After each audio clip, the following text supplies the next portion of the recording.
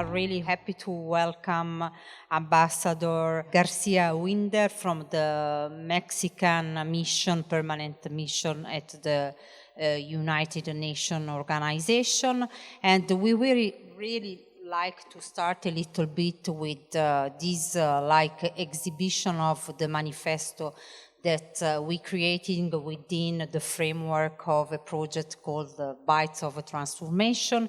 And one of the key elements of the manifesto is the education, because we believe in order to have a better world, we need to have a better education on different levels. And then there are some policy recommendations that they have this point in common. And we were talking about hashtags a few seconds ago. And it's like education, research, education, again. So I believe that we can focus a little bit on 4 key words. And one is education, the second one is inclusiveness, multidisciplinarity, and the sustainability, what I selected from the recommendation. And also the idea is to offer equal opportunities to young women and girls in order to have them better included also in the professional and educational paths for agricultural professionals. So I would like to start with a question for you, Ambassador, and is where does Mexico stand with quality and the sustainable education?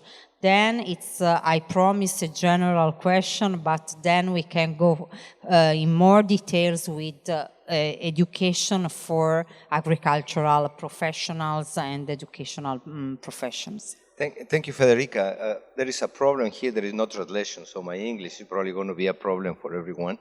But it's nice to be here. I think, Pio, thank you so much for inviting us. You look at us a little bit older than you, but we like to say that we have just youth accumulated in our bodies. So we are young at heart on this. And let me go back to your question. I think Mexico is really at a crossroad. We are really at a crossroad in everything that we are doing. About 32% of our population is young. So we are one of the younger countries in the world. But that doesn't say much. It says much when you start putting numbers. We had about 45 million young people. So when you go from 30% to 45 million, then you start putting the problem in perspective. We are a lot. We are more than 2 times the population of Central America is young. And obviously, we are a society that is moving from the rural society that was back in the early 1900s, maybe mid-1900s, to an urban society. We are about 80% of urban. But in saying that, we still have a very high rate of poverty, and our young population suffers from at least 4 major challenges. One is the lack of access, or the fight for a better access to education and services. The second is to offer more security and safety. Unfortunately, in our country, we have a lot of problems. Then we have a lot of discrimination. We have a very high population, indigenous people's population, and then we have to have access to health.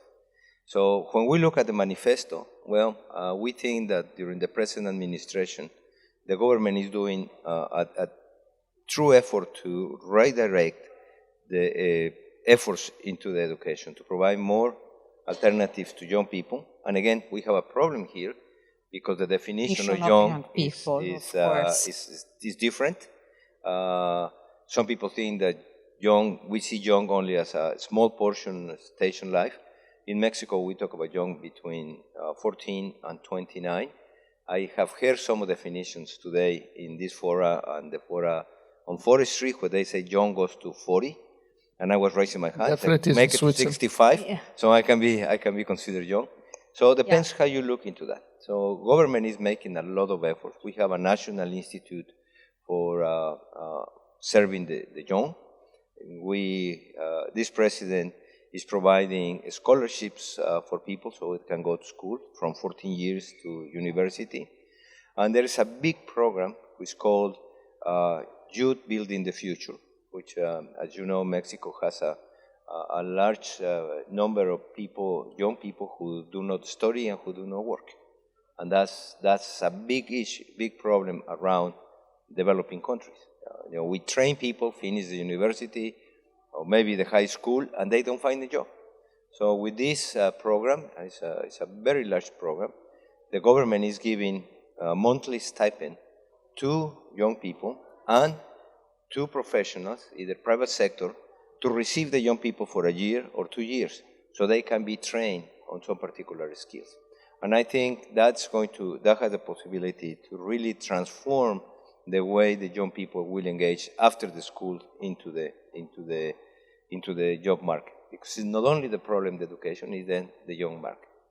And in the case of agriculture, which we'll go back later on, the problem is that not a lot of people see future in agriculture. And I think that's the major challenge that we had to transform. How do we make agriculture more and more attractive? And just to summarize, I am an agronomist, I study, and if somebody asked me today, what career would you like to study again, I would say agriculture. And I would say agriculture because agriculture is at the crossroad of the major problems of the world. We had to provide food, we had to protect the environment, we had to protect biodiversity. So we need the best and brightest minds of agriculture of the world in agriculture. Otherwise, we are going to have the same. This is just an introduction. The problem invited me is that we can spend here 3 hours. Okay? I'm a little bit scared about this because if I put you with Ambassador Wennubst, we are going to spend all night here at FAO. So you see, I'm a little bit, but I just wanted to This is the reason I'm not saying nothing. I just wanted to make some comments on what you said before, because I believe that you mentioned issues that are not just local issues and Mexico related issues, but I believe that what you are mentioning before, it's about a lot of the situation that we find in different countries. For instance, we are focused on the Middle East, Mediterranean region, and we have the same kind of problems also in terms of definition, who are the young people involved in this process. And I believe that we have also not to focus too much only on people that are studying at university or high school, but already people that are working in order to promote a more sustainable idea about different sustainability, equal opportunities. You mentioned the issue of indigenous people in Mexico, and I believe that it's still a problem everywhere about ethnic minorities, and I don't know, it's not related to the agriculture, but what we are seeing, for instance, in Iran, again, it's a problem also related to the ethnic minorities, and also all this movement from the rural areas to the urban areas that we worked a lot on it in the manifesto as well. And I think one of the conversations that we have had here is how do we put attention to women? And you look at the audience here, we are gladly a minority male, but it's women. But in the reality, in our programs, we have other issues that we need to address that go beyond the education and it goes to the welfare of women. Women, especially when they come from rural areas, are more prone to be kidnapped. They are more prone to be part of the sex trafficking. They are raped. So that type of things we need to address. And I think Mexico is beginning to put a lot of attention to these issues. That it doesn't have to do with the formal education system, doesn't have to do with the formal programs and incentives, but it has to do with the structure of the entire society. So we are we are very serious concerned about this. Our government is putting more attention to this effort, and we think that providing the young people, especially women, and especially underprivileged and poor women and poor men, an opportunity to get out this vicious cycle, which is affecting. That doesn't have to do with the formal education of, in agriculture, which is a totally different conversation. But yeah, we need to consider this problem within the larger context of social progress and development. And if, Well, maybe just rapidly that during the negotiation, because I mean, at the CFS we had negotiations, two different streams, one on youth-related negotiation on youth engagement in agriculture and food systems, and at the same time and parallel guidelines on gender equality. And as you might know, during the proceeding of the CFS, we managed to find consensus in the youth stream, but we got stuck in the gender one. Now, if you read the recommendations that we are having on youth, actually, half of them are actually putting the gender equality as the center, simply avoiding certain subjects. So maybe it would be nice also to see, concretely speaking, this recommendation that we hope will be endorsed on Wednesday, because they are not endorsed yet. So there might be not going to be an endorsement, but how these can be useful in then taking the experiences. Exactly, you say Mexico is making a lot of effort. Here we had conversations, so we are young ones coming from Nigeria, from South Africa, from India, that they are having proposals. There's things that we would like to see happening. So how can we then transform these small paragraphs in something real? Well, I think, that it's going to go back to the local organizations and the local governments, and probably we won't have a profound general transformation. What we need to start is detonating local transformation, and I think it will require both involvement from governments, civil society, and educational institutions, and of course, young organizations. I think Snack the System and the manifesto could be an example. But we also have to recognize the differences in the socio-economic conditions from everyone. When we have a conversation, remember, we ask some of the younger people promoting the manifesto from Europe, and I said, how many hours do you work a day? And say, no, we don't work. But you go back to the rural people in some countries, before they go to the manifesto, they had to work, and they had to study, they have to do other things. They don't have the same amount of income. So I think it's going to be up to us in every context to start putting this at the local level.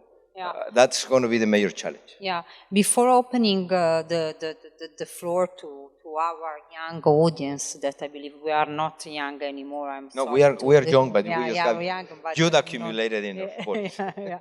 So, and you mentioned before that we are surrounded by a lot of women and girls, but I have maybe a provocative question. How many ministers are in the plenary session, women ministries?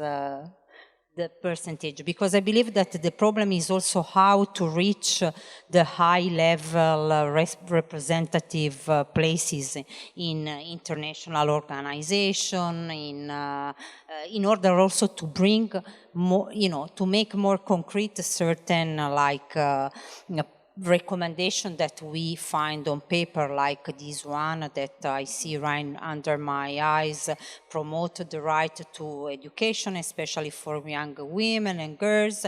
And coming from academia, I can tell you that at the first stage of the career, we find a lot of women. Then at power levels, we find a lot less women in powerful positions. So I believe that this is one of the elements on which we have also to work a little bit.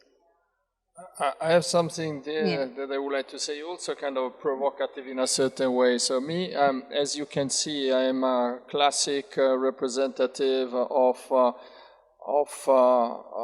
let's say, both in terms of gender and representativity, age, and so on and so on. I'm one of those that should not be here, right?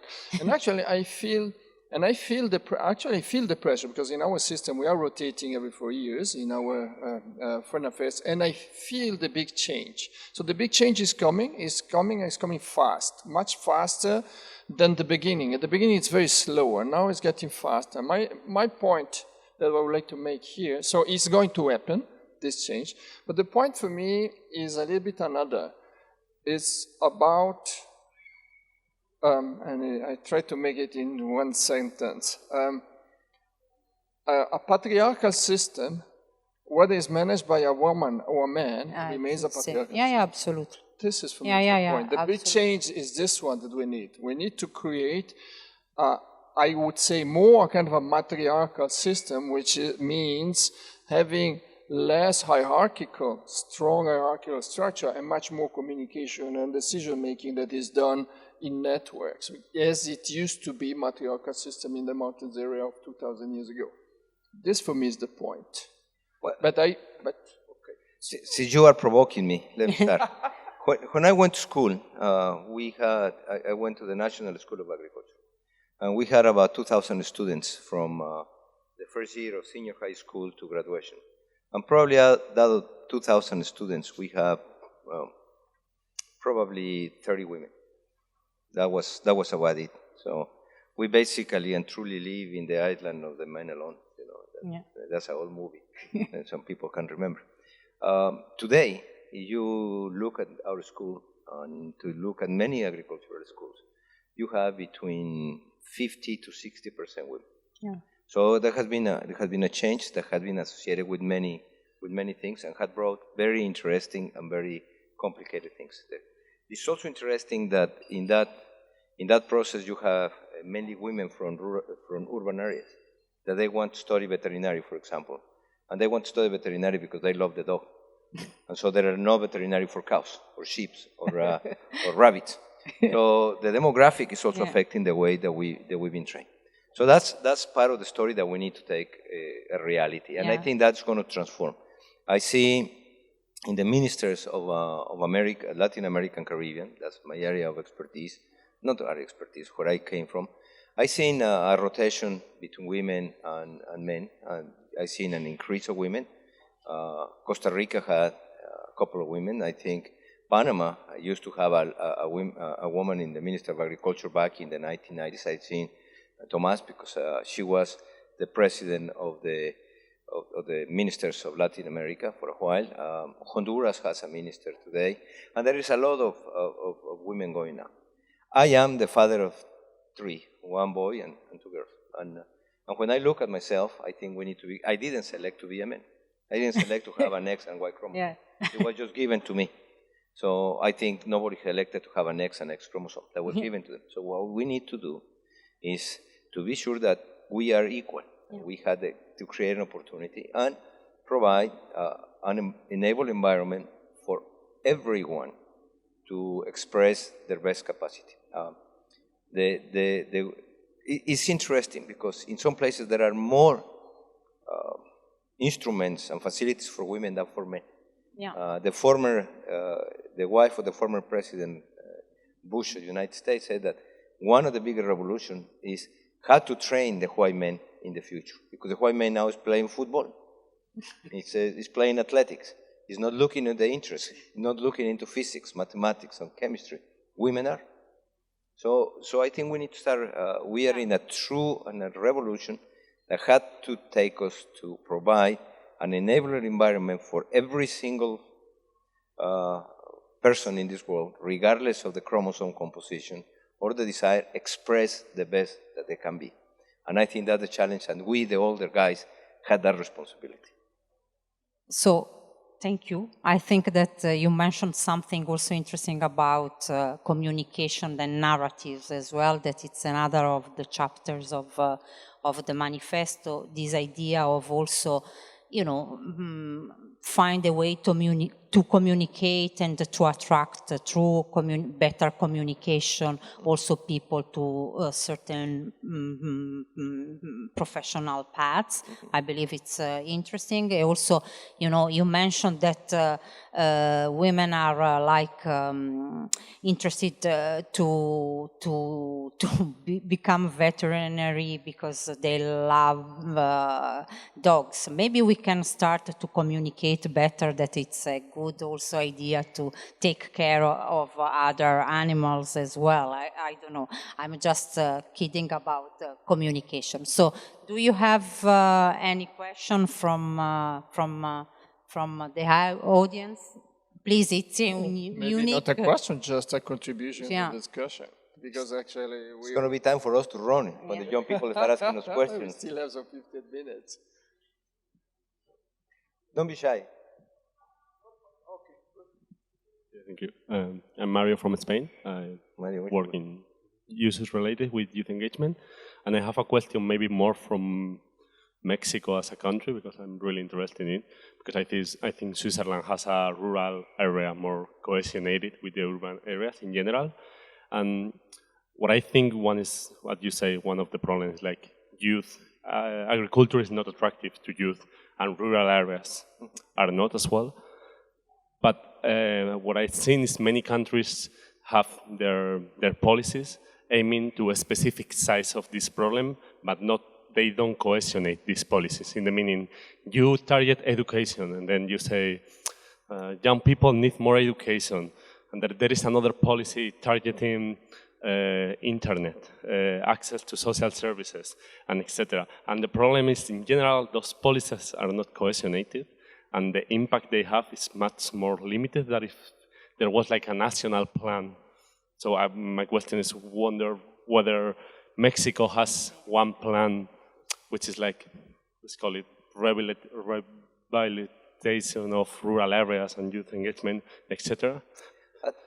That's a very clear statement, and because at the end everybody wants to become more significant in the development. So we are suffering from that. We are suffering from different pieces. However, we have a National Institute for Youth that tries to bring and coalesce all the programs around the common objectives. One of the main concerns about youth today is that they can find the proper means to have a proper life, and that's what we are focusing on, providing them the training for after school or for a professional career. But yeah, and then the other problem is how do you sustain that through time? Because governments change very fast, and in many cases in the developing world, ministers of education or ministers of agriculture worse than education, last 6 months in the post. And so the next one comes with a new set of policies.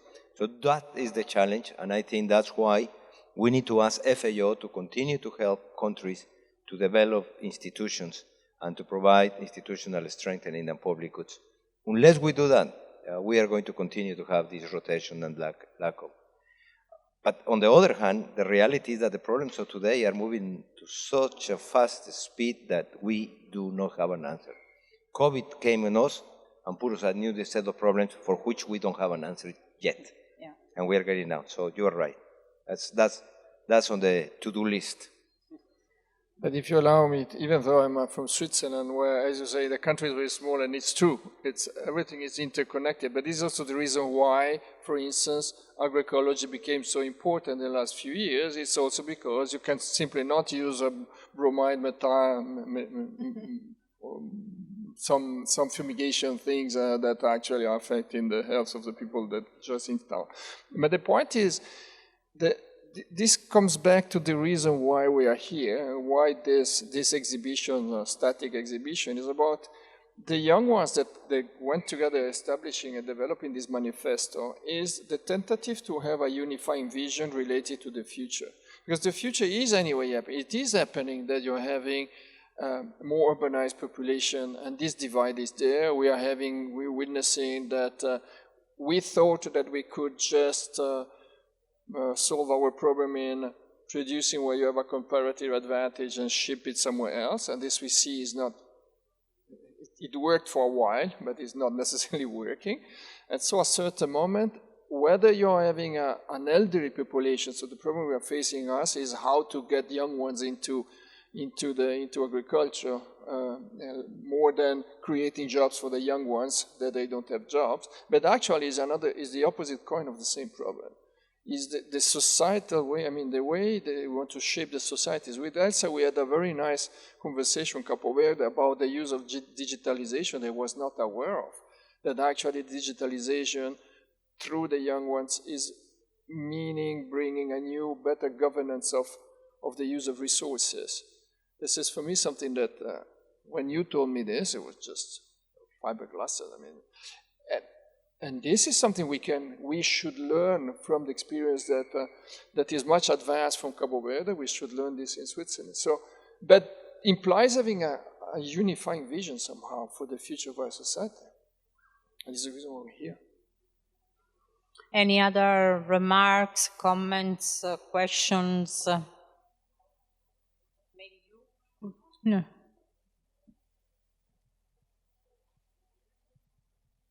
Hello there. My name is Megan Bomberry, and I am part of the 4-H delegation. We represent about 7 million youth members across around the world in 80 countries. We are very pleased to be participating here with the youth policy and all of the great work that has been happening. So we're very pleased about that. And as a non-governmental organization and a non-profit organization, I think we have a lot to do in terms of playing a very key role in the work and the priorities of the youth policies and mandate. Thank you. Thank you. Can I take a question? Because I know 4-H for a while. But I think 4-H, withstanding, is not the U.S. I just want to talk about the example. U.S. has small camps on a regular basis from kids from high school to about college, at the end of college. But it's interesting that the kids in high school, they go to leadership programs, not an agricultural program. So they train students that will end up to be doctors or lawyers or engineers. And they install principles, and I think that's a very interesting model that we can probably use and replicate for some of our countries, have leadership programs. The Inter-American Institute of Cooperation in Agriculture also have a leadership program. So the question is not only agriculture, but it's the leadership and the integrity and the principles that we are putting into the young people for the future. And so, thank you. Yeah, because it's also mentioned in the recommendation, this idea of multidisciplinarity, multiple experiences, and speaking of leadership, you mentioned before that in Mexico, the ministers of agriculture last at least for 6 months. In Latin America, not in Mexico, but in Latin America. Latin America in general. So in Italy it's 1 year, maybe. So you see, you are not in a better position. So maybe it's a matter of leadership as well. We have to put together different players in order to be able to work with leadership despite the different fields of actions. I don't know. It's maybe an open question. Maybe, because I don't know, I don't think we will find an answer in 3 minutes on that one, but maybe coming back on education. So just considering, considering just a few years ago compared to now we are having life science, for instance, in many universities or in polytechnic around the world. This means is combining different subjects from physics to social to agriculture and so on in the same kind of curriculum that gets more complex, more difficult even, I would say, but actually is trying to recognize within the curriculum, the learning experiences already this holistic and systemic approach. It's just a beginning, but if you just consider that 20 years ago, those who would go to the Polytechnicum in Zurich, and I'm not saying you, but and focus, I don't know, in livestock production, they would be super expert in this and nothing else. I mean, outside this, nothing like this. And now the young ones from each region, they told us, look, we don't want to just be farmers or just having livestock. We want to do other things as well. And why not? Maybe farming on the one hand. Your experience, Imanchu, that you're bringing here, right? You don't need necessarily to be just farmer, right? With this vertical farming system. So you could have multiple professions or be in groups, creating different kind of companies with different expertise. This is the beauty of this time. It's difficult because it's not supported by policies yet, or not enough. And maybe these recommendations could be useful to push a bit faster this change. Any other comments? No, if not, we go for a rapid sandwich. Yeah, so if we, yeah. Yola, I want to finish with two messages, if you allow me. Sure. Yeah, absolutely. In my professor style. No, I want to finish with two things. One is you, the young people, and we all need to continue to advocate how important is for young people and exciting is for young people to become part of the agricultural sector. That's where the changes are going to be. Honestly, I know we are going to conquer the space, but if the shuttle do not have energy or do not have food, the shuttle collapses. We eat 3 times a day. So it's exciting. Please invite the people. It's exciting. We need physics, chemistry, biology, genetics, anthropology, sociology, communications.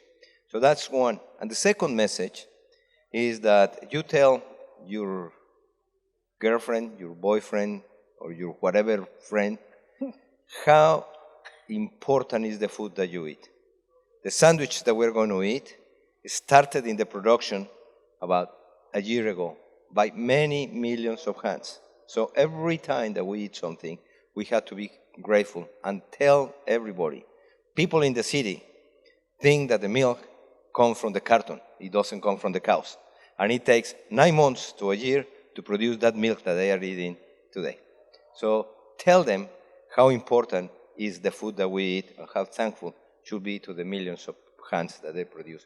That's my 2 cents final messages. Stay in agriculture and be thankful for the food that we eat. Thank you. Yeah, I think that we have all to be thankful for the food that we eat. Thank you very much, Ambassador. And we can go for a sandwich or to visit a little bit the exhibition of the manifesto. Crispin over there will be more than happy to show you the different chapters of manifesto. Thank you once again. And this is the first of a series of conversation. Many of them, they will be on Wednesday, so spread the word. Yeah, thank you. Spread the word.